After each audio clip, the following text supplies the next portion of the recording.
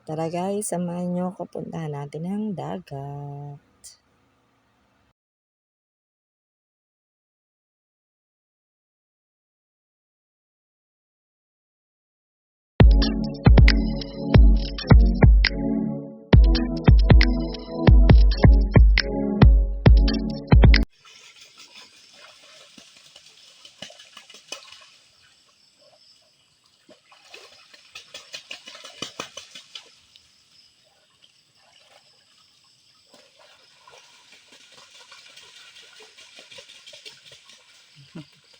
Ayan o. Tignan nyo, naka-outfit ako ha. Naka-outfit tayo ng pang swimming. Ayan guys. Tapos wala tayong swimmingan dito. Layo ng dagat guys. So tignan nyo na ba. Grabe naman siya sa akin. Hindi ako pinagbigyan.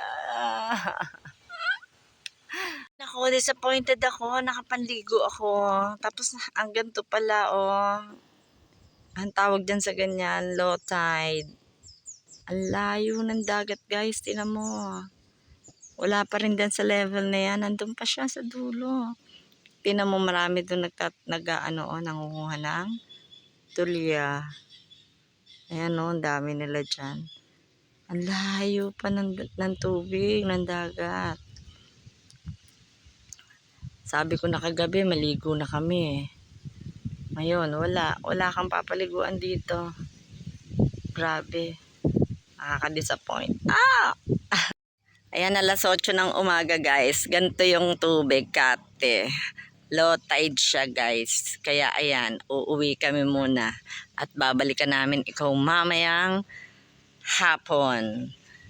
Sana high tide ka na at nang makaligo na kami.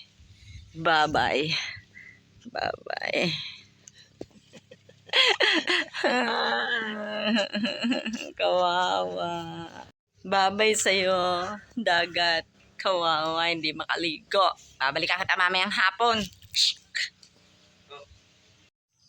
Kakagising ko lang guys. Nandito ako ngayon. 6:30. Grabe na ang liwanag. Disappointed pa rin. Kasi wala pa rin yung water. Layo niya. Low tide.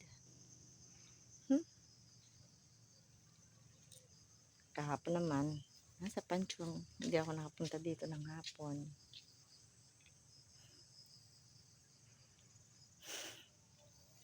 Mahirap pala pag dagat. Pag malayo yung tubig, di ka makakaligo. Ayan, amoy mom lang yung dagat.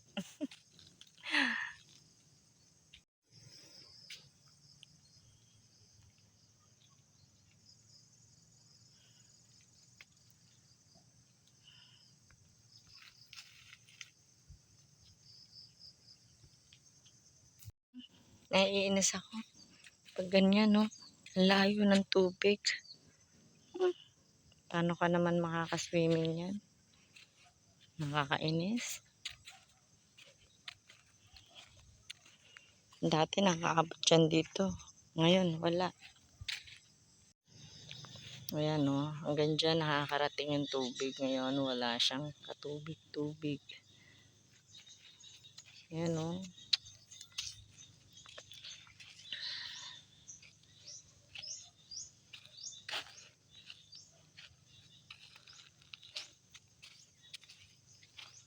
Ayan o, dagatan din yan dati.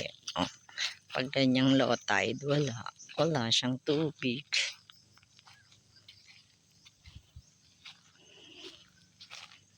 Ayan guys, ito yung yung pag nahihibas yung tubig, naglo-low tide, ayan yung mga naiwan niya na puno ng mga bato-bato. Pag high tide, abot hanggang dyan ang tubig. Mataas ang inaabot ang tubig. Ayan, nakita niyo yung mga ano niya, white sands. Ayan. Ayan yung batuhan. Ayan. Ayan yung kalaliman pa yan dati. Ayan. Diba? Nakalubog yan ng mga yan dati sa tubig. Eh ngayon, Ngayon ay low tide. Pero mukhang kagabi umabot dito ang tubig. Ayan, kasi meron pa siyang mga bakas ng tubig. Umabot dito yung tubig kasi high tide. Ngayon, ayan, oh, wala. Ayan yung mga corals. Grabe, no? Ganito pala sa dagat. Pagka nagpunta ka ng low tide, more or palaging umaga. Low tide siya. Kaya tingnan nyo yung mga bangka, ang lalayo din. Ayan, no? Tingnan mo basa siya. So, ibig sabihin, kagabi, abot dito yung tubig. Pero ngayong umaga, ayan, wala na yung tubig. Ayan, no? May dala akong maliligo ako eh. Kaso, ito ay nabutan ko. Buhangin. Kawawa. Disappointed ako. Kahapon din, disappointed ako. Ganito rin. O, ayan, no? Nakita nyo? Matubig siya. So, ibig sabihin, kagabi talaga, mataas ang tubig. Eh, ang dilim naman kagabi. Hindi kami nakapunta.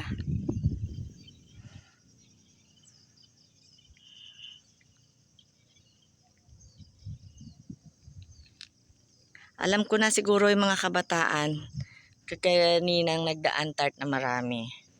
Nag-rent siguro sila dyan kagabi ng cottage.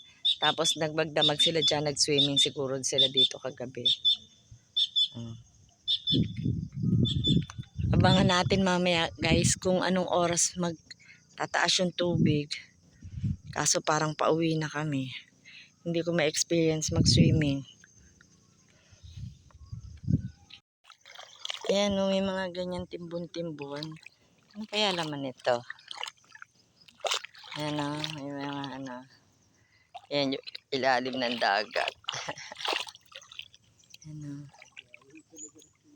Layo talaga ng tubig, sobra. Tingnan mo, ang layo na nalakaran namin, ha. Yan ang nalakaran namin. Pero hindi pa rin nakikita yung tubig. Ang layo niya. Ayan, may mga bukol-bukol na ganyan. Ano kaya yan? Baka may laman tong mga isda. Hukayin ko kaya. Takot eh.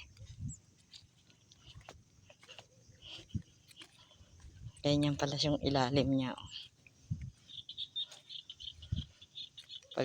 Pag umusog yung tubig, ganito yun makikita mo. Layo ng tubig, oh.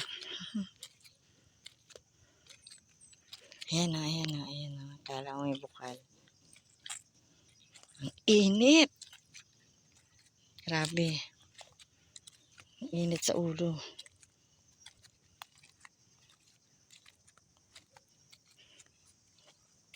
Madadry ang buhok ko nito lalo eh.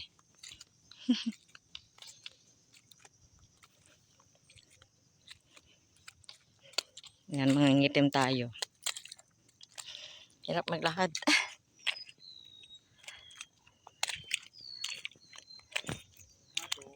Ayan, timbon-timbon na ganyan ah.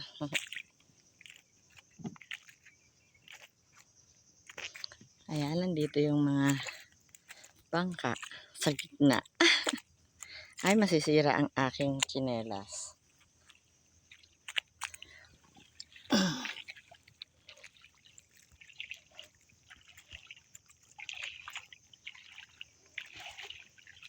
Ay, ano, tart, atin mo, may parang ano kaya to? Tingnan natin, ano yon?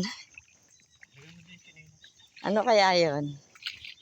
Anuhin mo muna, wagwagan mo. Lublog. Ayan, may konti ng tubig, guys. Kung makikita nyo. Ayan, ang init sa ulo. Paano may cellphone tayo, saan natin ito ipatong? Hala. Tapos pagbalik natin, wala na yung cellphone. Wala na rin yung bangka. Baka na. Ano? Ano? Ay, ganito oh. Baka may biglang kumagat sa akin eh. Ay, ang init ng ulo ko. Oh, hawakan mo to. Ayan, tingnan nyo guys oh. Ayun yung gitna ng dagat na yan. Gitna na yata ng dagat. Ito yung mga halaman niya sa lalim. Ayan oh. May mga corals na nga akong dinaanan kanina. Ayan o. Nakakaloka. Ang layo-layo na namin. Nasa kalahati na kami. Hindi pa nangangalahati ng tuhod ko ito. Ayan o. Ganyan pa. Tignan mo, layo na namin. Ayan o, puro halaman dagat na yun nandito. So, ibig sabihin, malalim na tong kinapupwestuhan namin sa ngayon. Ayan o. Ayan. Pero dahil low tide. Oh, hanggang doon nga sa may ilog. Oh, ayan. Siguro ito, pag high tide ay lampas taon na. Pero dahil, tinan nyo, ang layo namin, oh. Ang layo na lang napuntahan namin. O, tingnan nyo yung bandang gitna, o, may mama pang nangunguha ng ano, ng tulya yata. Ewan ko kung anong kinukuha niya do. Ayan, o, si kuya. Ha? Sa gitna yan, ha? Grabe, ganun pala pagdagat. Mahirap ang taga-bayan pumunta dito. Wala akong alam. Ha? Lulublob kahit maputi. Hindi lumublob ka. Narangan. May mga nagalaw. May mga isda siguro sila.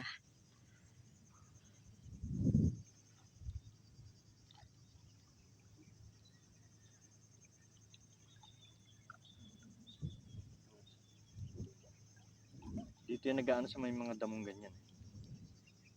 Hindi makita. Wala ba yun?